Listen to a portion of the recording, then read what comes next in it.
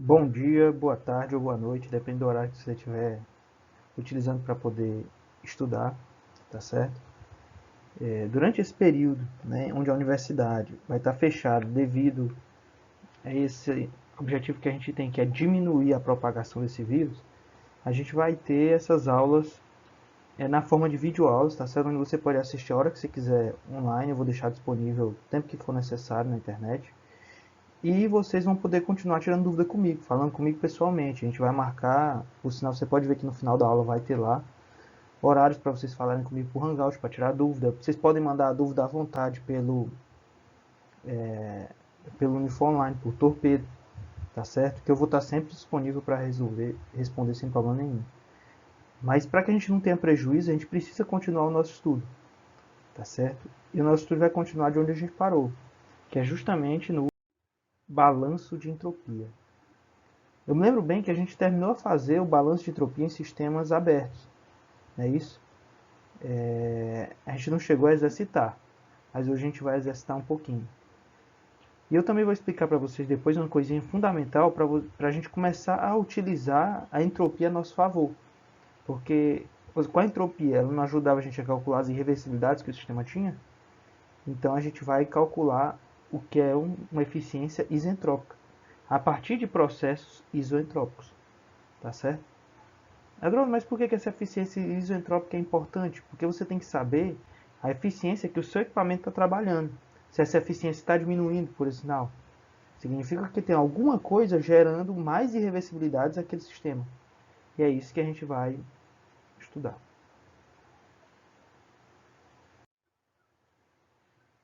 Aí nesse slide estão os três balanços de energia, os três balanços que a gente estudou até agora, né?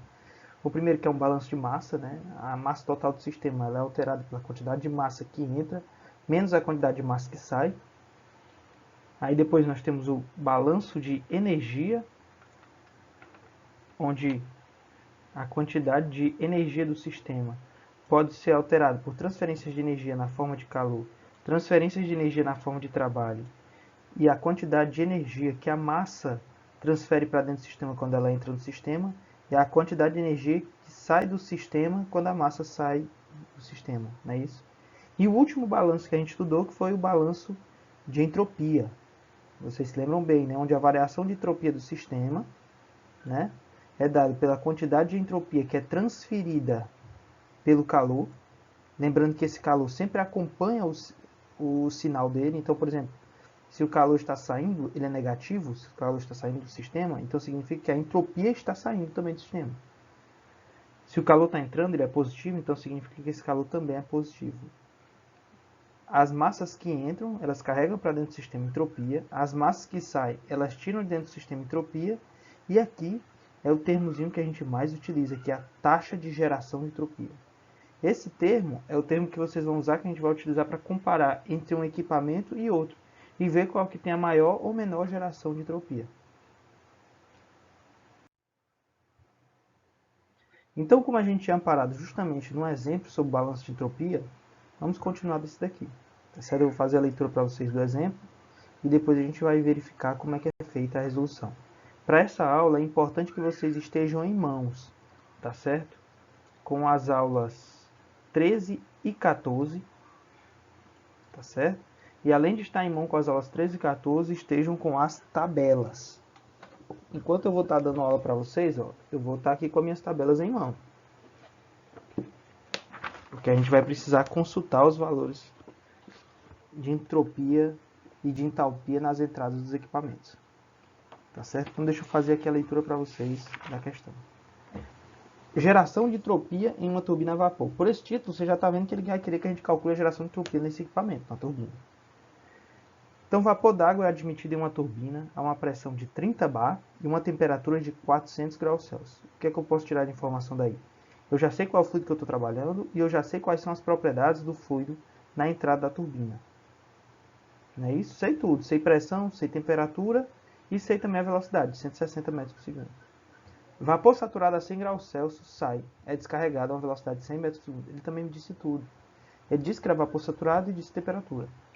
Em regime permanente, a turbina produz uma quantidade de trabalho igual a 540 kJ por quilograma de vapor escoando através da turbina. Ou seja, ele já está dizendo para você qual é o trabalho produzido. Se esse é o trabalho realizado pelo sistema, é um trabalho positivo. Ocorre transferência de calor entre a turbina e sua vizinhança a uma temperatura média na superfície igual a 350 Kelvin. Ou seja, ele diz para você que tem a transferência de calor pela carcaça da turbina, mas você não sabe quanto é. Determine a taxa de geração de entropia no interior da turbina por quilograma de vapor escoando em kJ por quilograma Kelvin. Despreze variações de energia potencial entre a admissão e a descarga. Você pode ver que ele não mandou desprezar a energia cinética, porque ele dá a variação de velocidade. Aí aqui do lado você vê o diagrama temperatura e entropia específica, não é isso? Onde você tem aqui os dois níveis de pressão, ó, a da saída, que é o 2, e o da entrada, que é o 1, não é isso? E você vê que ocorre um pequeno aumento aqui, ó, na entropia. Estão vendo nesse gráfico? Vamos verificar se isso é verdade. Tá certo? Muito bem, pessoal. Então aqui eu tenho a turbina e todos os parâmetros dela, tá certo? Tanto de entrada como de saída. Então, para calcular a taxa de entropia gerada em função da massa, eu preciso do quê? Fazer o balanço de entropia. Você pode ver que aqui ele já colocou, ó, que a variação de entropia é igual a zero, porque está dizendo que a turbina opera em regime permanente, tá certo? E aqui ele coloca outra informação também, que a quantidade de massa que entra é igual à quantidade de massa que sai, que é outra condição para um sistema que está operando em regime permanente. Então, no final, você vai ter essa equaçãozinha aqui, tá certo? Onde, se a gente pegar e isolar o termo de geração de entropia e passar dividindo a massa, você vai ter que é igual a menos o calor que é transferido do volume de controle, dividido pela vazão mássica, né? Porque a massa que estava aqui passou dividindo, dividido pela temperatura da fronteira, mais a entropia específica da entrada, menos a entropia específica da saída. Andrógeno? Ok, mas e agora o que é que eu faço? Agora nós precisamos encontrar esse calor, porque todos os dados da entrada para encontrar a entropia eu tenho, e todos os dados da saída para encontrar a entropia eu também tenho. A temperatura da fronteira eu também tenho, está bem aqui. Mas o calor, que é a quantidade de calor que sai do equipamento, essa informação, infelizmente, eu não tenho. Então, para poder encontrar isso, que outro balanço nós temos? O balanço de energia, que você já está vendo nessa equação aqui embaixo. Com esse balanço de energia, eu consigo encontrar a quantidade de calor que está sendo transferida pela fronteira do equipamento. Obtendo os valores de entropia, tá vendo aqui? Da saída, de entalpia, desculpe, na saída e na entrada. O trabalho que é realizado pelo sistema, por isso que ele entra aqui positivo. As variações de velocidade entre as entradas e saídas, e fazendo aqui aquela conversão, né, que a gente conhece, para poder sair de metro ao quadrado por segundo ao quadrado para quilojoule por quilograma, nós temos que no final a quantidade de calor que sai do sistema é 22,6 kJ por quilograma. Você pode ver que está com sinal negativo, representando que é um calor que está saindo do sistema. Em seguida, eu faço a substituição desse valor no meu balanço de entropia. Estão vendo? Onde vocês podem ver que o sinal negativo acompanhou o calor. Dividir esse calor pela temperatura da fronteira, 350 Kelvin, mais a entropia da saída, menos a entropia da entrada. E encontrei que a taxa de geração de reversibilidade desse equipamento é esse daqui, ó, 0,498 kJ por quilograma Kelvin. E aí eu vou deixar uma pergunta para vocês. Se eu pegasse e estendesse essa fronteira desse equipamento, colocasse a fronteira dele agora na temperatura ambiente, na temperatura lá da vizinhança, ó, de 293 Kelvin. Vocês estão entendendo o que eu estou falando? Eu vou estender a fronteira. Eu estou colocando mais coisa dentro da fronteira que eu tinha. Agora tem uma parte do ambiente. O que ia acontecer com esse valor da geração de entropia? Ele ia aumentar e por quê? Respondam depois, tá certo? Nos comentários.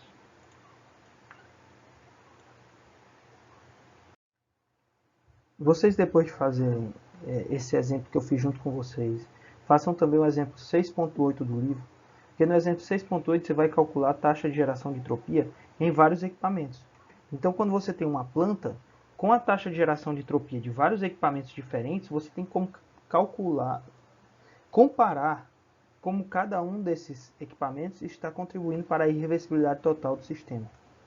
Tá certo? Mas outro ponto importante que vocês têm que aprender agora também é com relação aos processos isoentrópicos. O que é um processo isoentrópico? O processo isentrópico é aquele processo que não tem variação de entropia. Tá certo? Então, para o caso dos gases ideais, tá certo? Vocês se lembram que essa aqui é a equaçãozinha para calcular a variação de entropia do ar? Pois muito bem. Você pode ver que eu zerei o termo aqui anterior, que estaria marcando o quê?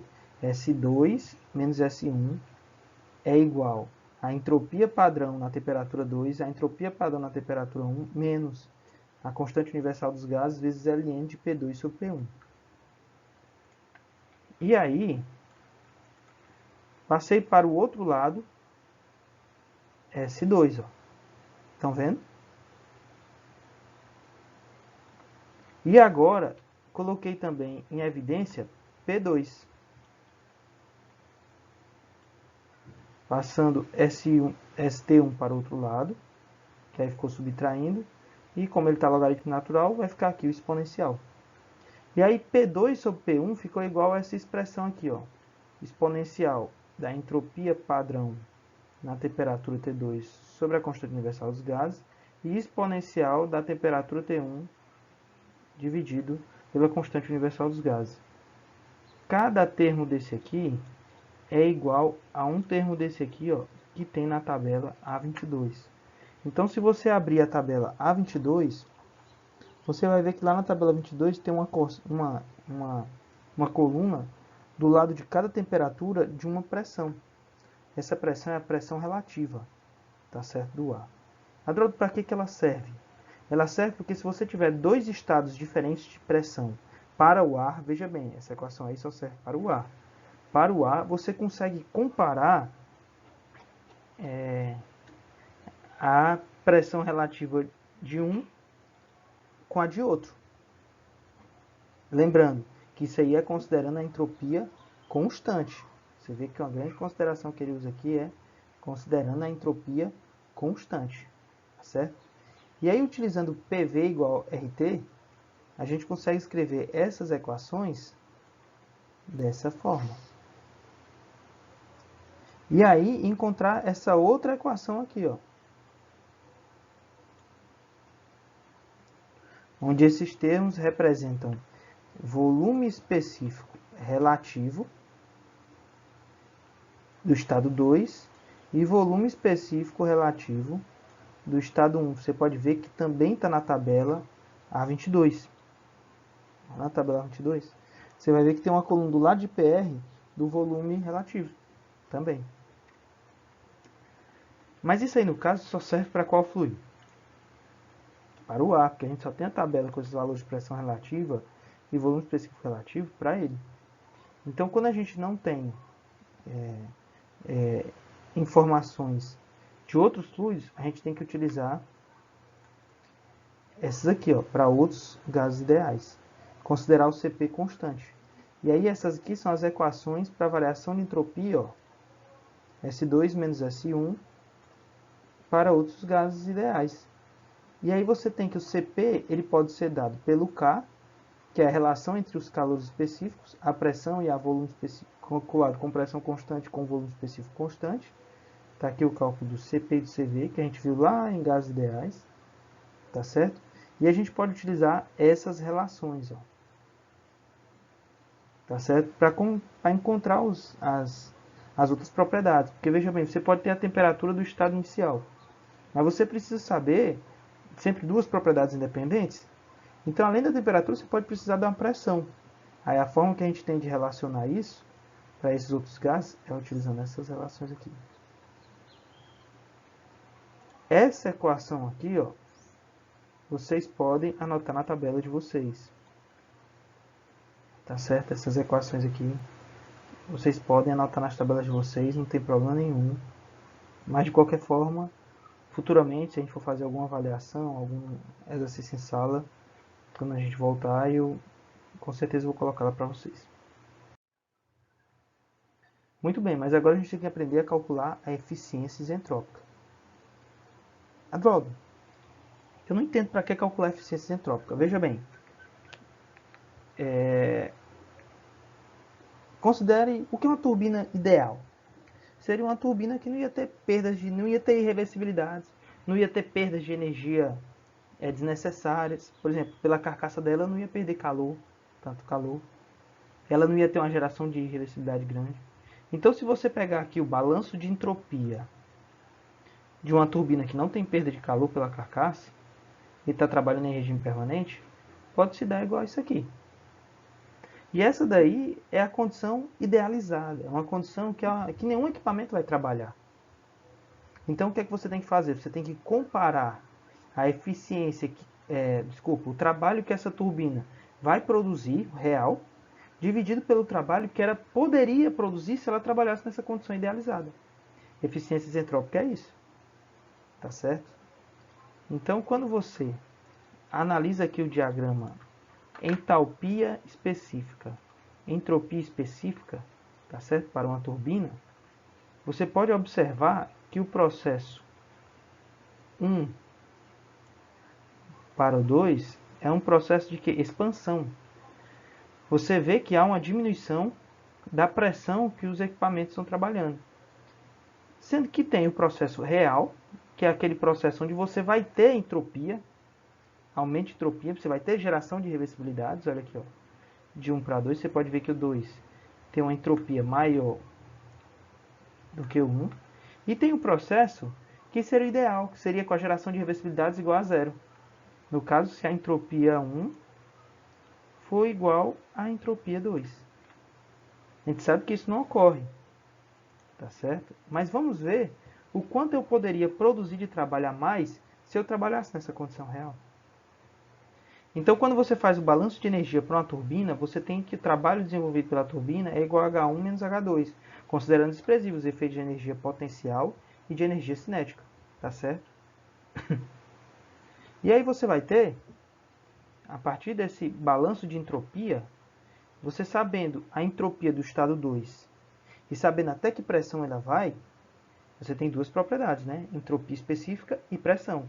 Com essas duas, você consegue encontrar uma entalpia caso o processo fosse isoentrópico. E aí, nesse caso, você tem um trabalho que seria o trabalho caso o trabalho produzido caso o processo fosse isentrópico. Se eu pegar e dividir esse trabalho produzido real pelo trabalho isentrópico, o que é que você pode ver? Vai dar um valor menor do que 1. Entre 0 e 1, representando, por exemplo, 70%, 80%, 90%. O que é que isso representa? O que é que isso significa? Significa que se a eficiência isentrópica é de 70%, o seu equipamento está produzindo, está realizando um trabalho que é igual a 70% do máximo que ele realizaria se não tivesse irreversibilidades envolvidas ao processo. Se você não entendeu isso que eu disse, você pode voltar um pouquinho à aula e escutar de novo, tá certo? Com calma, para poder conseguir entender. E da mesma forma que eu fiz isso para a turbina,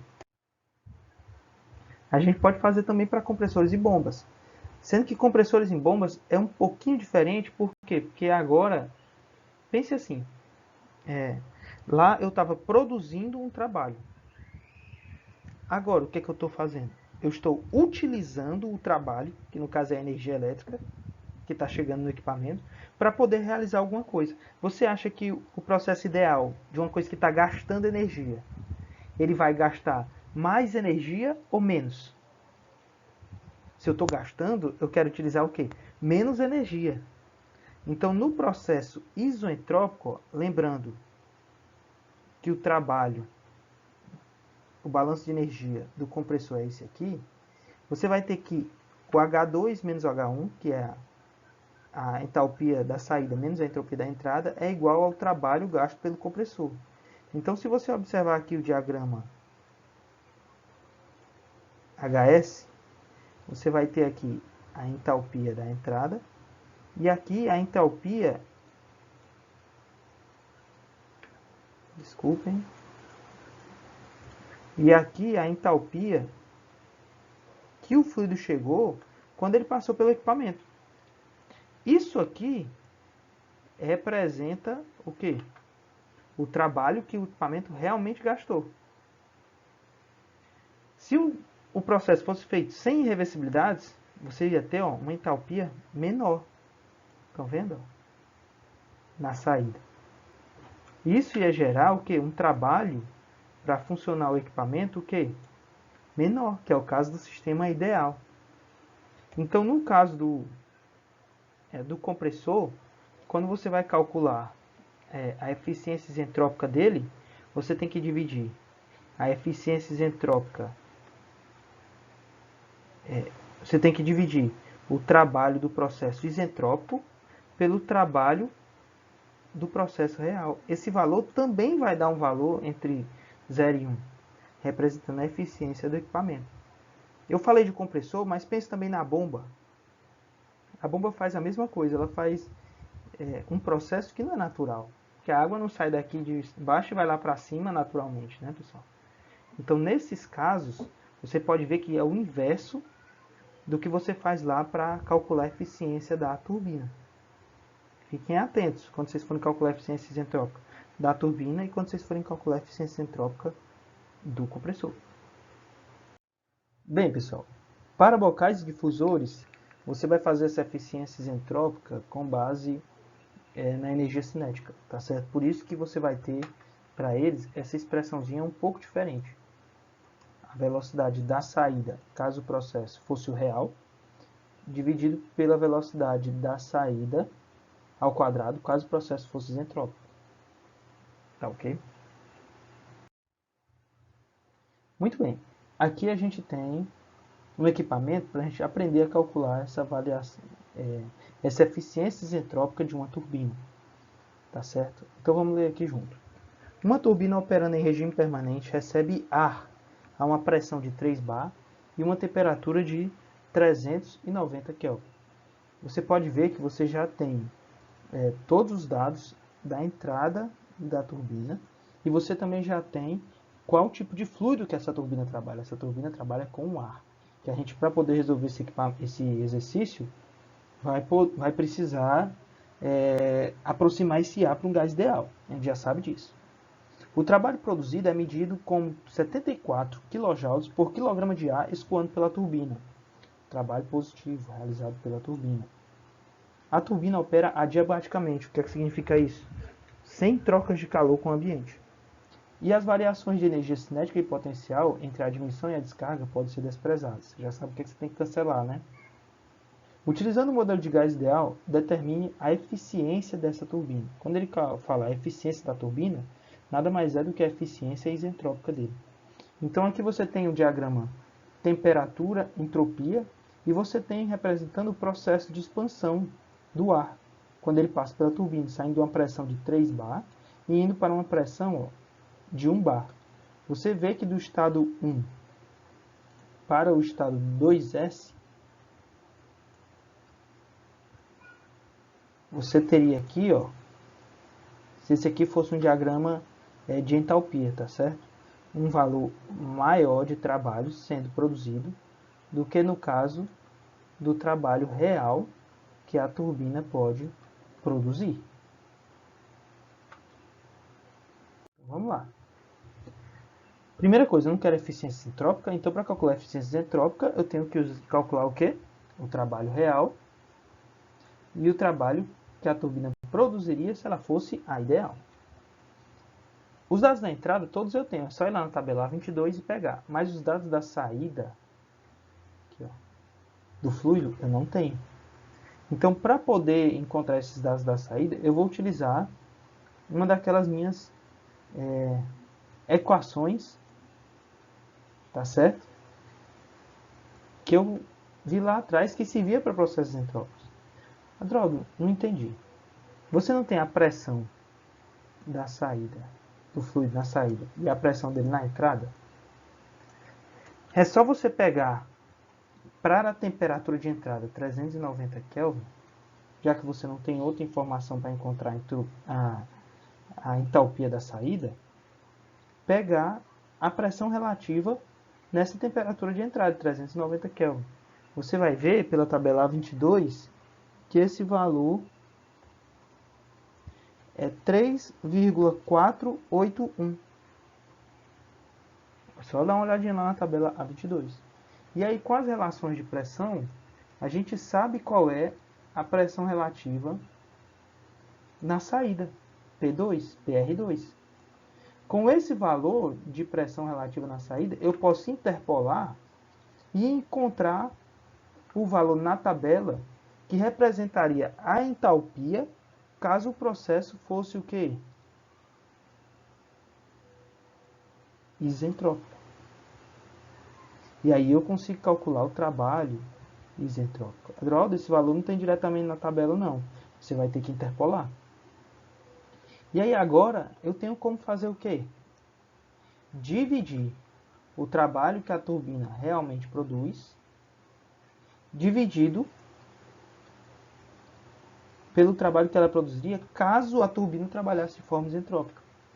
Vocês estão observando aqui, ó, que a eficiência isentrópica dessa turbina é de 0,7, ou seja, 70%. Além desse exercício, eu peço que vocês também façam o 6.11, tá certo? E o 6.13. Todos eles tratam de eficiência isentrópica em diferentes equipamentos, tá certo? Além disso, peço que vocês durante essa semana façam a lista e depois me encontrem para poder no Hangout, para poder a gente discutir as dúvidas que vocês possam vir a ter. Outra coisa também, não tem aquele exercício que eu solicitei que vocês fizessem antes o 6.8? Façam também a eficiência isentrópica de cada equipamento, para você saber como é que a válvula de expansão que tem lá e a turbina que tem lá estão trabalhando. Qual o valor de eficiência isentrópica que eles têm? Então é isso, pessoal. É essa aulinha que eu queria deixar para vocês.